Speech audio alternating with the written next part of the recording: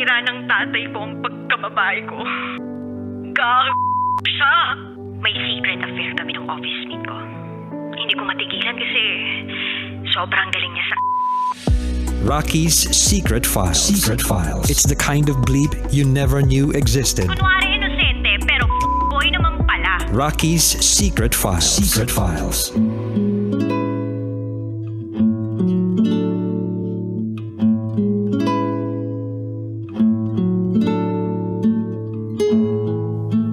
And we're back. Kasama niyo pa rin si DJ Raqi and this is Ellie's Secret Files. Si Ellie na nagkaroon ng heartbreak. Pero itong heartbreak niya na ito ay naging greatest blessing niya. Yes! So, nagkaroon nga siya ng karelasyon na isang Pakistani online.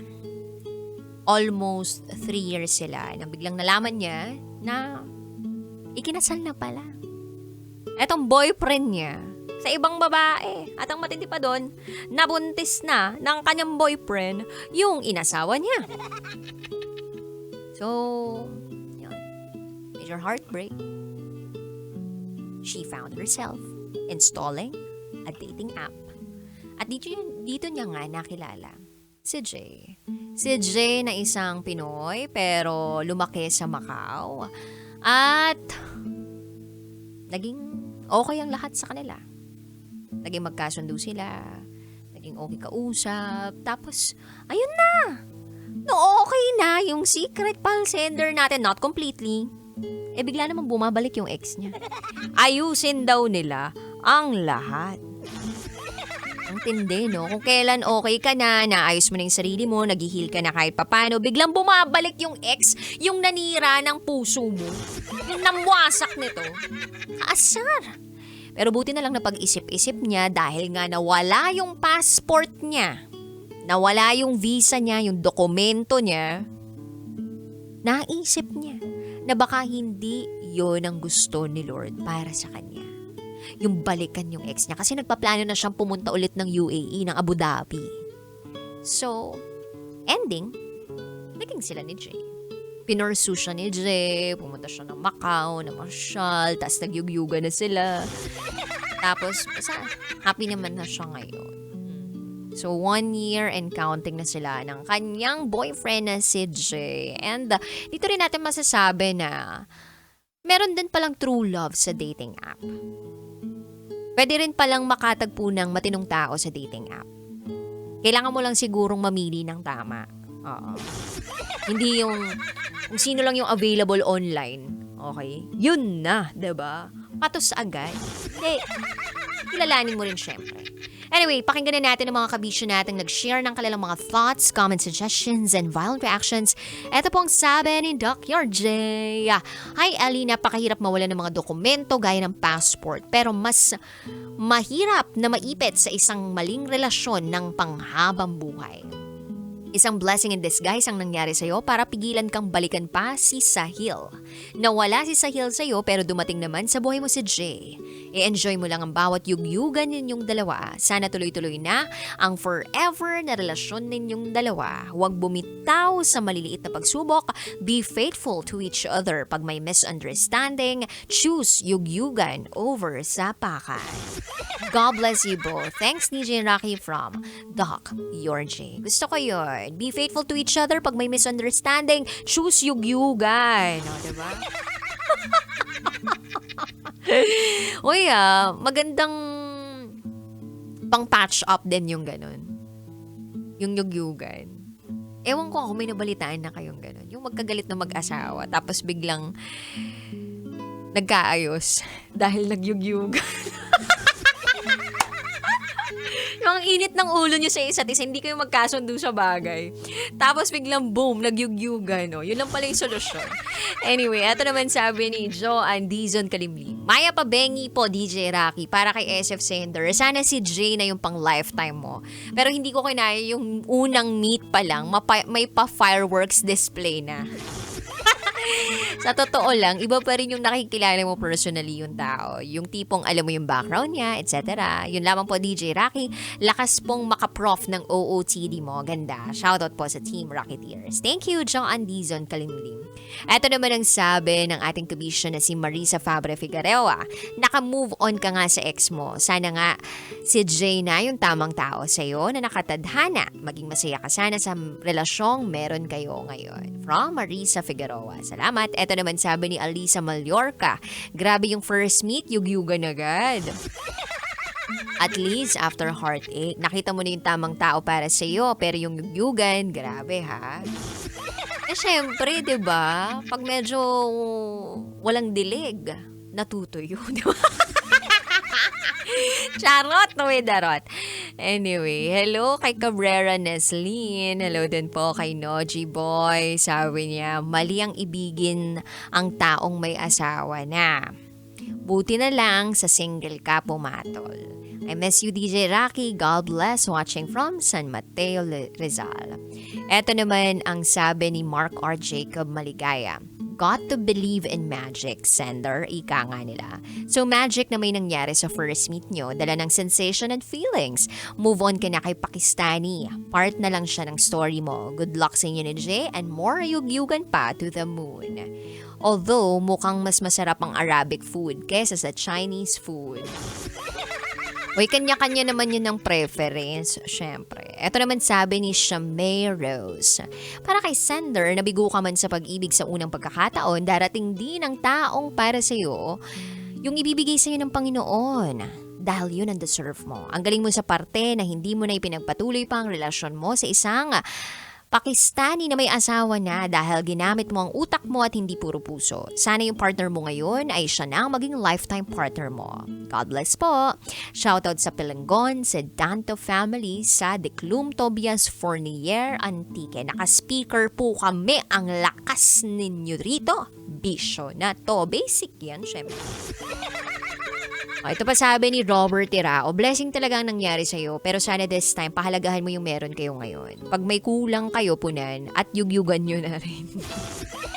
Alam mo, pwede nating lagyan ng title tong episode na to, #yugyugan. Bakit lahat kayo yun yung sinasabi, yugyugan?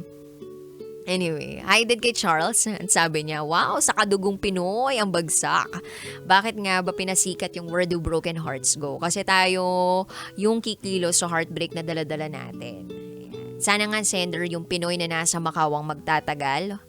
O ang magtatagal sa'yo. Good luck to your better love life. Ayan, mali si Jay pala. Sabog na naman ako. Eh bakit ano nga? Si Jay naman ay isang Pinoy. Diba? Na lumaki sa Macau. Kumbaga full-blooded Pinoy. Pero lumaki na sa Macau. So, maganda lang dun nananagalog. Diba? Isa rin kasi yan sa factor para hindi magkaintindihan yung dalawang taong nagmamahalan. Alam nyo kung ano yung language barrier.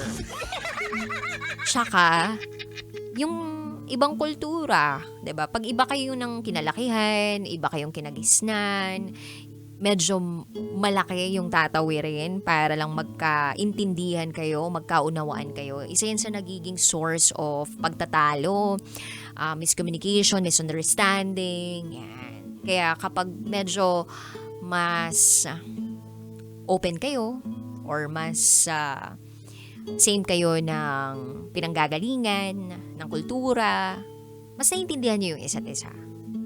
Diba? So anyway, para sa'yo, Secret File Sender Ellie, I'm so proud of you kasi hindi ka naging kahoy na marupok. Doon sa ex mo na Pakistani. Pero dito kay Jay, ay marupok ka ha kasi unang meet pa lang, yugyugan na. Pero mamimili ka naman kasi talaga ng karurupukan mo. Doon ako naniniwala na lahat naman tayo may karupukan. Pero mamimili ka ng taong deserve ng karupukan mo. So, kung feeling mo talaga itong si Jay yung deserve ng karupukan mo, di labang mo na yung karupukan mo. magbe-benefit ka rin naman, diba?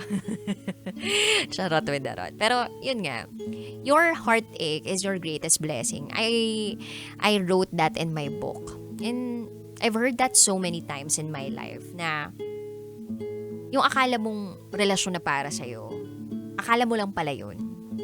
Merong paraan si Lord para ipakita sa'yo na hindi talaga ito yung taong para sa'yo. And minsan gagawa talaga siya ng certain circumstances o ipaparanas niya sa'yo yung sobrang sakit para masuka ka dun sa taong yun na pinipilit mong maging iyo. Kapag may asawa niya, nakabuntis ng iba, ganyan, ay tigil-tigil mo na yun. Mali pa natanggapin uli yung ganung tao sa buhay mo. Kasi, una sa lahat, sira na yung tiwala mo. Pangalawa, wala namang respeto sa'yo. Bakit siya nang buntis ng iba? At bakit siya nang gumalaw ng iba kung ikaw talaga yung mahal niya? Yung ganun ba? Ba't mo tatanggapin ulit sa buhay mo yun kung gusto mo naman pala ng relasyong seryoso? Diba? So, yun pa lang wala na. Tapos, yung tipong bumabalik yung ex kapag okay ka na, parang nakakaasar yung ganun, no? Yung nagre-relapse sila. Bakit? Nung panahong winasak mo kami, hindi ka nagpaparamdam, hindi kayo nagpaparamdam. Di nyo man lang sinubukan na ayusin. Tapos nung slowly, napupulot na namin yung sarili namin. Nabubuo na namin uli yung sarili namin. Nabubuo na namin yung puso. Naghihilom na siya kahit papano. Bigla kayong babalik. Anong meron sa inyo, ha? Siguro ganun talaga. Ang ex bumabalik kapag palpak yung pinalit. Charot with harot. Parang walang ginawang sakit o walang pinadama sa yung sakit. Na parang ganun lang kadali na bumalik. Pag ganun, wag nyo na pong i-entertain yung mga ganun. I-block nyo agad pag ganyan. Lalo na kung pamilyadong tao na. Buti nga talaga Hindi na misplace o parang nahulog sa bus yung passport, visa, tsaka dokumento nitong secret file sender natin. O diba? Parang senyalis na talaga ng Panginoon yun na wag mo nang ituloy yung plano mong puntahan tong Pakistani na to. Kasi in the very first place, pwede namang siya yung pumunta sa'yo, diba? Kung talagang mahal ka niyan. Kung engineer naman siya, malamang may pera yan, diba? Kaya naman siguro niyang pumunta ng Hong Kong para bisitahin ka. Samantalang yung mga Pilipino nga kahit walang pera nakakapag-Hong Kong. Hindi naman kailangan ng visa doon sa Hong Kong. Hindi ko lang sure kung ibang lahi papunta ng Hong Kong. Pero, ano ba yun? Ang dali-dali. You have the resources. So, wala. Wala talaga siya mapapala doon. Buti na lang nag-J ka, girl. And, eto surprisingly, meron talagang matinong relasyon o nagiging karelasyon ang mga taong nag-i-install ng dating app. At depende na rin siguro yan sa intention mo. Depende na rin yan sa nakakausap mo. So, mamili ka na lang talaga ng tama. Yung tama sa pakiramdam mo, yung pakiramdam mo, swak kayo, yung magja-jive kayo, yung magpapadama sa'yo na hindi ka nag-iisa sa mundong ito. Yung kasi yung pakiramdam na masarap, araw-arawin. Hindi yung sakit, araw-araw, parang ouch. At kapag payapa ka, dun sa taong yun na pinili mo, maybe that's the right person for you. So, I hope mag-flourish pa, mag-develop pa yung relationship ninyo nito ni Jay, Secret File Sender Ellie. Sana more yugyugans to come, yugyugans to come. And sana ay talagang mag-commit siya sa'yo, maging seryoso siya sa'yo. Ganun ka rin naman sa kanya, diba? Sana may direksyon yung relasyon na meron kayo. Kasi kung hindi magiging malinaw ang lahat sa inyo, magiging klaro ang lahat sa inyo, baka magsasayang ka lang ng panahon dyan. So, enjoy every moment and at the same time, plan things out, diba? Para sa inyong future together. Sa mga kabisyo po natin out there na nainggit, no? Mag-i-install na agad ng dating app na yun. edi go. And if you want to share your secrets, share it to me, rakitera@gmail.com. I gotta say, BRB as in Bathroom Break, you're still with me, DJ Raqi, and you are listening here sa station number 1, 90.7 Law Radio. Kailangan pa bang i-memorize yan? Basic. This is Ellie's Secret File. Kailangan pa bang i-memorize yan? Love Radio. Basic!